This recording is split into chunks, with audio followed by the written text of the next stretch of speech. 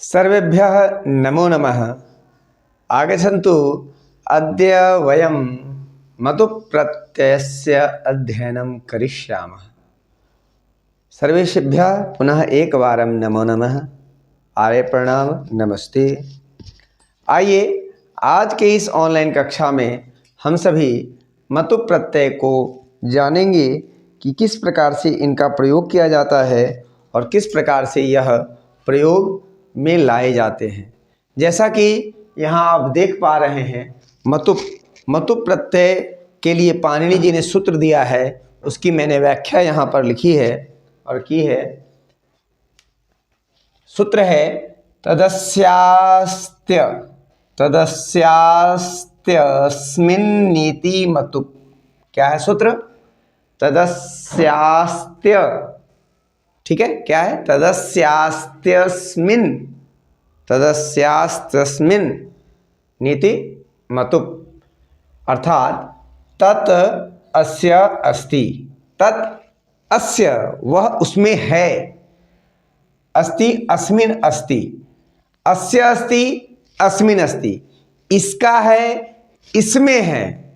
यदि ऐसा भाव होता है, यदि हम इसको प्रकट करना चाहें इस भाव से, यदि किसी शब्द के माध्यम से किसी के व्यक्ति विशेष की बखान करना चाहें, तो वहाँ पर वैसे हालात में, वैसे परिस्थिति में हम सभी मतुप् प्रत्यय और वतुप् प्रत्यय का प्रयोग करते हैं। तो मतुप् प्रत्यय, देखिए समझिए इसको, मतुप् प्रत्यय का प्रयोग कब करते हैं समझ में आ गया होगा। ऐसा इसका है या ऐसा इसमें है, इस अर्थ में मतुप् प्रत्यय लगता है। जैसे मति अस्ति अस्य, मति अस्ति यस्य सह मतिमान।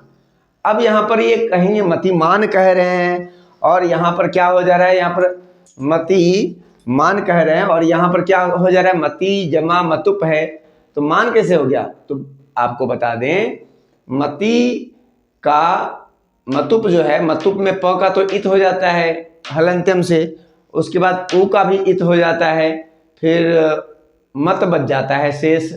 जब मत बच जाता है शेष, तो एक सूत्र है, उस सूत्र से इसके उपधा का वृद्धि हो जाता है, उपधा में वृद्धि हो जाती है, मान आ हो जाता है, तो बन जाता है बुद्धिमान। मत के त का न हो जाता है, और जब त का न हो जाता है उसके बाद म में आ लग जाता है, तो बन जाता है बुद्धिमान। उसी तरह से शक्ति मत, फिर उसके बाद त का न हो गया, फिर म में आ हो गया, तो ये बना शक्तिमान। इसी तरह से और भी शब्दों के अभ्यास को आप जान सकते हैं। अभ्यास से ही सब कुछ संभव है, और अभ्यास करेंगे, शब्दों पर विचार करेंगे, तो निसंदेह आप समझ जाएंगे। बुद्धिमान, शक्तिमान, विद्वान, ये सारे शब्द किस तरह से मतुप् प्रत्यय के लगने से बनते हैं। तो आगे देखिए, मतुप् प्रत्यय से युक्त शब्द किसके समान चलते हैं? भवत के समान। क्योंकि आप देखिए इसका रूप मत है ना, मत है, तो यहाँ पर भवान भवन्तौ भवन्तः, भवान भवन्तौ भवन्तः, इस तरह से रूप चलता है ना, शब्द रूप में भवान भवन्तौ भवन्तः। तो आप क्या करेंगे, उसी तरह से चलाएंगे, बुद्धिमान बुद्धिमन्तौ बुद्धिमन्तः। और यदि स्त्रीलिंग में यदि हो जाएगा, स्त्रीलिंग में कैसे बनता है ये स्त्रीलिंग? तो स्त्रीलिंग कैसे बनता है उसके लिए मैंने बताया, इधर ङिस प्रत्यय लगता है, ऋणभ्यो ङिस, तो स्त्री प्रत्यय है ये। स्त्री प्रत्यय आपको मैं आगे की कक्षा में मैं बताऊंगा, स्त्री प्रत्यय भी बताऊंगा। तो ये आप इसको समझ लें कि ये आपका ये होता कैसे है। तो एक सूत्र है मधुपधायाश्च, क्या है? मधुपधायाश्च मतोर्वो यवादिभ्यः, मतोर्वो यवादिभ्यः, मधुपधायाश्च मतोर्वो यवादिभ्यः, अर्थात मत आत उपधाया, मत आत उपधाया, यानी म हलंत वाला रहेगा या आत रहेगा, उपधाया च मतो वा अयव आदिभ्यः, मतलब इसका है अब हो जाता है, क्या हो जाता है? अब अब देखिए किस तरह से होता है, देखिए समझिए इसको, इसी सूत्र को मैंने इधर लिखा है। जिस शब्द के अंत में, ठीक है, जिस शब्द के अंत में म या अ या आ हो, अ या आ हो, म हलंत या अ या आ हो, अथवा उसकी उपधा में, अथवा उसकी उपधा में शब्द के अंतिम अल, अल मतलब व्यंजन वर्ण का वर्ण से पहले जो अक्षर रहता है उसे उपधा कहते हैं। अलुन्त्यात् पूर्व उपधा, अलुन्त्यात् पूर्व उपधा एक सूत्र है, पाणिनि जी का ही सूत्र है। अलुन्त्यात् पूर्व उपधा, अल व्यंजन वर्ण से परे जो वर्ण रहता है उसी को उपधा संज्ञा नाम दी गई है, अलुन्त्यात् पूर्व उपधा से।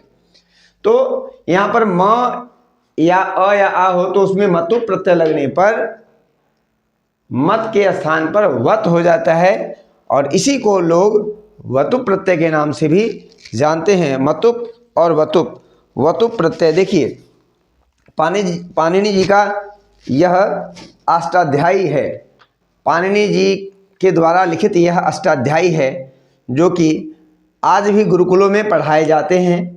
और गुरुकुलों में, चूँकि मैं गुरुकुल से पढ़ा हूँ, इसलिए मुझे यह व्याकरण का जो शास्त्र है यह भली भांति मुझे पता है। क्योंकि जब हम लोग जब हम लोग पढ़ा करते थे बचपन में, तो हम लोग को सूत्र पहले याद कर लेना होता था, और सूत्र याद करने के बाद जैसे देखिए हम लोगों ने याद किया है, अतः शब्दानुशासनम अयुन रेलिक एवं अयो छय वरट लन यमंगनम जबय गड़दस जब गड़दस खव चट चटत कपय ससर हल इति प्रत्याहार सूत्राणि। प्रथमोध्यायः प्रथमपादः वृद्धिरादेश अदेंगुण है कगुण वृद्धि न धातु आर्धातु के किंगत च दिखिवे विटाम हलोनंतराः संयोगः मुख नासिका वचनो नासिकः तुल्यास्य प्रथम सवर्णम नाज्जलौ इद्दुद्दे द्विवचनम प्रगृहम अस्सोमा से निपात एकाजनांग ओत संबद्धौ शाकल्यस्य तावनार्षि ऊय ऊ इदौ च सप्तम्यर्थे ददा गोदाप आदन्त्यवदे कस्मिन् तत्त्वपौघः बहुगणवतुडिति संख्या स्नान्ता सद्धति च तक्तवक्तु निष्ठा सर्वादिने सर्वनामानि विभाषा दिक्समासी बहुव्रीहो न बहुव्रीहो तृतीया समासे द्वंद्वे च विभाषा जैसी प्रथम चरमत्याल पार्धकति पहनमाश्च। इस तरह से हम लोग ये पूरा जो अष्टाध्यायी का जो सूत्र है, हम लोग 4000 सूत्रों को याद किए थे, फिर धातु पाठ याद किए, गण पाठ याद किए, इस तरह से अनेक धातुवृत्ति, काशिका, प्रथमावृत्ति, ये सब हम लोगों ने अध्ययन किया। तत्पश्चात इसको आसानी से यहाँ पर आप सबके सामने प्रस्तुत कर रहे हैं कि आप जन सामान्य को भी, जो यह अष्टाध्यायी नहीं पढ़े हैं, व्याकरण शास्त्र नहीं जान रहे हैं, वह भी जान सकें कि इस मतु प्रत्यय को हम कैसे लगाते हैं, कब लगाते हैं, ये मतुप वतुप कब बन जाता है, यह मैं आपको बता रहा हूँ। ध्यान से देखिएगा। म हलंत या, म हलंत या, म हलंत, ध्यान से देखिएगा, म हलंत अ या आ यदि रहेगा तो हम लोग क्या कर देंगे, मत के स्थान पे वत कर देते हैं, और यवादी गण को छोड़ करके, यवादी गण पाठ में बताया जाता है, उससे आपको मतलब नहीं है।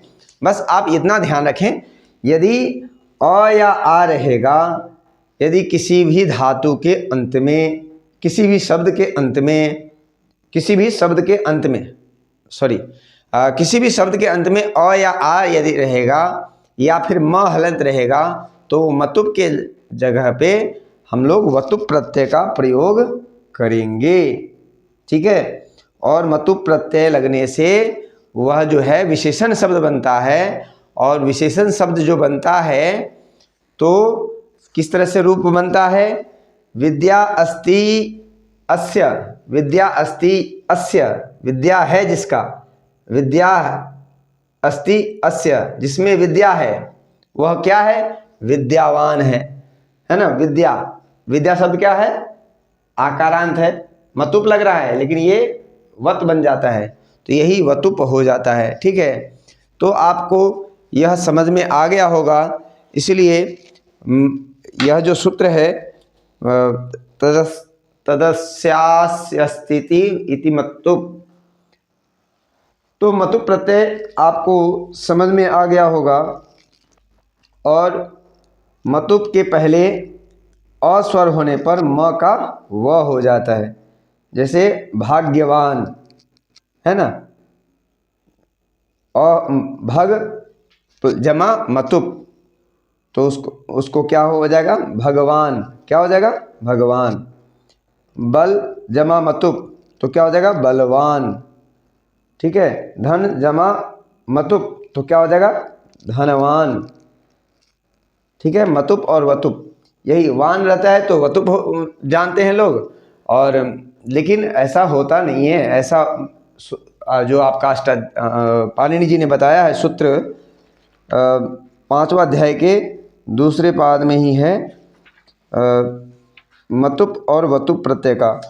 यत देतेभ्यः परिमाणे मतुप वतुप, परिमाणे, परिमाण के बोध में, वतुप मात्रा के बोध कराने के लिए वतुप लगाते हैं।